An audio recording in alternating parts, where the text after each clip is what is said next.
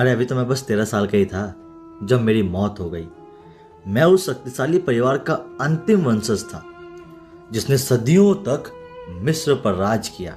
जब मैं मरा तो मेरे शरीर को ढेर सारे सोने के साथ रख दिया गया और मुझे वक्त के साथ भुला दिया गया।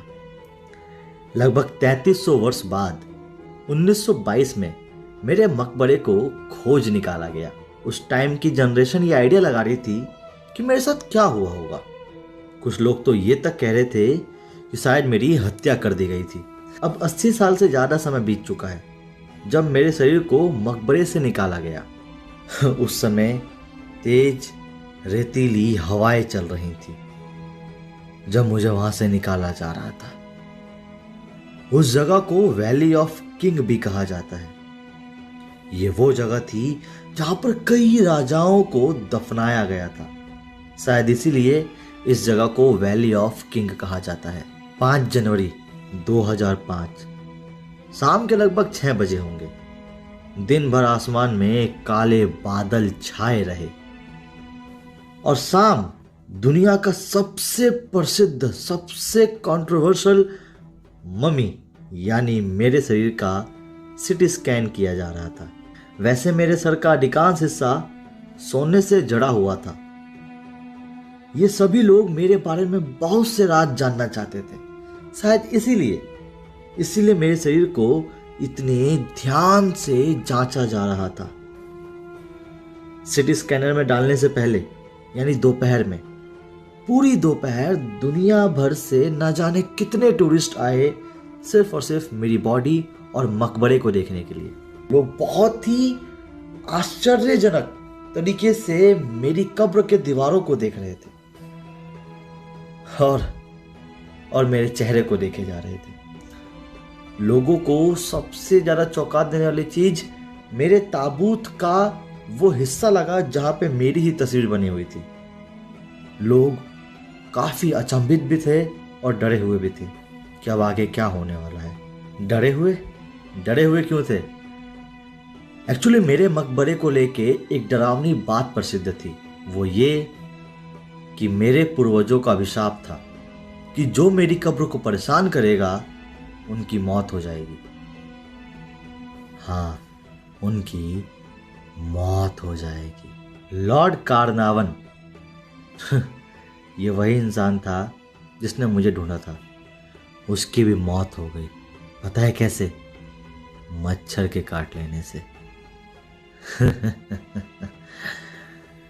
अगर 1922 की बात करें तो हार्वर्ड कार्टर ने मेरे मकबरे की खोज की थी।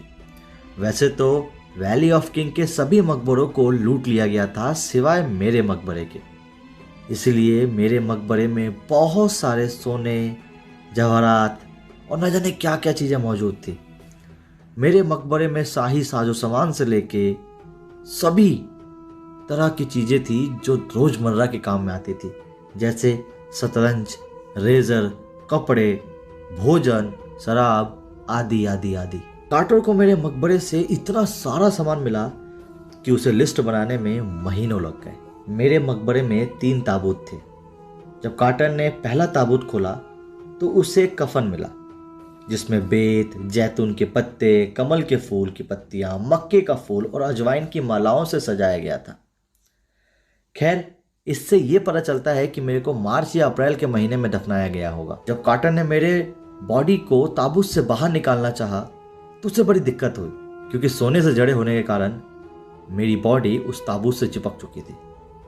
उसने काफी कोशिश की उसको पिघलाने की, पर वो पिघला नहीं। एट द एंड उसे छेनी और हथौड़े का इस्तेमाल करना पड़ा, जिससे मेरी बॉडी को थोड़ा बहुत नुकसान हुआ।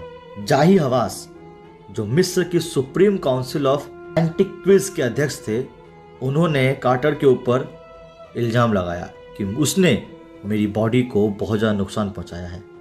पर खैर, कार्टर के पास कोई दूसरा ऑप्शन भी नहीं था। अगर वो वहीं छोड़ देता तो एक न एक दिन चोर उसे चुरा ले जाते। वैसे मेरे टाइम पीरियड के जो राजवंश थे वो बहुत ही अमीर हुआ करते थे। इतने अमीर कि वो लोग सोचते थे कि वो अपना धन अपने साथ दूसरी दुनिया में ले जाएंगे। और इसी महान यात्रा के लिए उन्होंने मेरे साथ भी बहुत सारी साजो सामान, हीरे जवाहरात की चीजें भेजी। उन्होंने मेरे साथ महंगे कटहार, नेकलेस, बाजूबंद, अंगूठियाँ, तावीज और ना जाने क्या क्या दिया। उन्होंने मुझे बहुत सारे शुद्ध सोने से बनी हुई चीज़ें दी जो अपने आप में काफ़ी यूनिक थी। बीते कुछ सालों में जो पुरातन विज्ञान होता है, जो हिस्ट्री की खोज करता है, उसकी तकनीक में काफ़ी बदलाव आया। आज के लोगों को खजाने में कुछ ज़्यादा इंटरेस्ट नहीं है। आज के लोगों को जिंदगी और मौत, इसके रहस्य जानने में ज़्यादा इंटरेस्ट है। इसीलिए 1968 कार्टर की खोज के 40 वर्ष बाद मुझे दोबारा से उठाया गया। मेरे ताबूत से मुझे निकाला गया एक्सरे के लिए। उस दिन इन लोगों को काफी चौंका देने वाली बात एक पता चली। वो ये कि मेरे बॉडी में पसलियां ही नहीं है। हैं? क्यों? शायद इससे इनको ये ज्ञात हो गया कि मेरा मौत नहीं, एक वध था।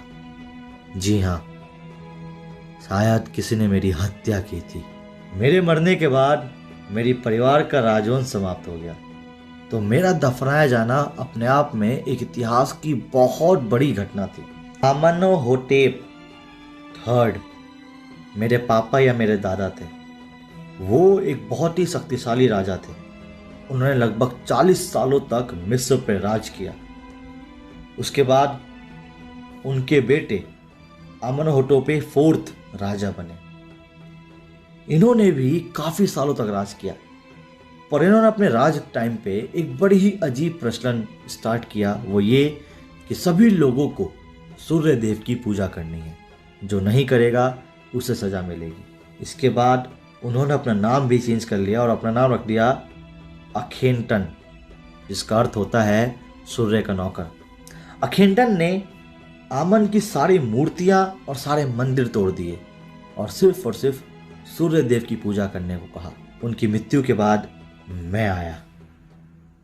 मैं 8 साल तक मिस्र पे राज किया। खैर, मेरा नाम टट था। मैंने अपना नाम टट से टटनखामुन रख दिया, जिसका अर्थ होता है अमन से जिंदगी जीने वाला। खैर, 9 साल की कम राज गद्दी शासन के बाद अचानक से मेरी मौत हो गई। मेरी मौत हो गई या मेरे को मौत के घाट उतार दिया गया, ये सवाल तो आज भी सवाल ही है। मिस्र में 2003 में ममी प्रोजेक्ट स्टार्ट किया गया। इसमें 600 से ज़्यादा मम्मियों की खोज की गई और उन पर अलग अलग तरीके से जांच की गई। उनमें से एक मेरी भी शक थी। जब मुझे सिटी स्कैनर में डाला जा रहा था दोबारा से, तो अचानक दुनिया की सबसे महंगी स्कैनर मशीन बंद पड़ गई। ये मेरा अभिशाप था। अरे नहीं, एक्चुअली उसमें कुछ रेत घुस गई थी, जिसकी वजह से मशीन काम नहीं की। काफ़ी टाइम तक स्कैन करने के बाद जब मेरी तस्वीरें ली गई, तो ये बात तो साबित हो गई कि कार्टर ने मेरी बॉडी को कुछ ज़्यादा नुकसान नहीं पहुंचाया था। इससे जाही हवास, वही इंसान जो सेक्रेटरी था, जिसने कार्टर के ऊपर केस करने की बात कही थी, जिसने कार्टर के ऊपर इल्जाम लगाया था, उसको बड़ी सुकून से नींद आई। उसने कहा कि कल रात मैं 1 सेकंड के लिए भी नहीं सो पाया, हर वक्त चिंता में रहा, लेकिन अब मैं सुकून से सो सकूंगा।